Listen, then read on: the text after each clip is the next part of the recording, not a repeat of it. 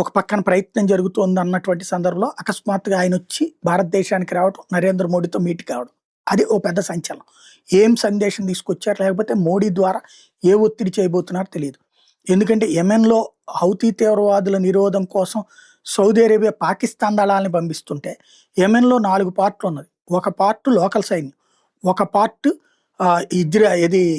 Iran సైన్యం, ఒక part Saudi Arabia సైన్యం, ఒక పార్ట్ దుబాయ్ సైన్యం. అంటే సైన్యం అనే కంటే కూడా తీవ్రవాదులే ఆయా దేశాల ఎఫిలియేషన్‌తో నడుస్తారు.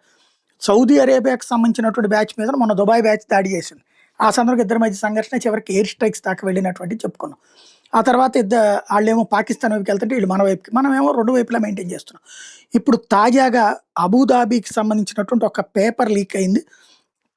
సౌదీ అరేబియా ఏదో Saudi Arabia seeking to undermine the kingdom hosting of 2034 world cup by backing and African Union complaint to international bodies using politicised human right claims అన్నటువంటి పాయింట్ ఇప్పుడు హైలైట్ అయింది. అంటే సౌదీ అరేబియాలో జరగాల్సినటువంటి క్రికెట్ మ్యాచ్ ఏదైతే world cup జరగాల్సిన 2034 దాన్ని దెబ్బ కొట్టడం కోసం అని చెప్పేసి దుబాయ్ వాళ్ళు కుట్ర పన్నుతున్నారన్నటువంటి ప్రచారం తెర మీదకి వచ్చింది.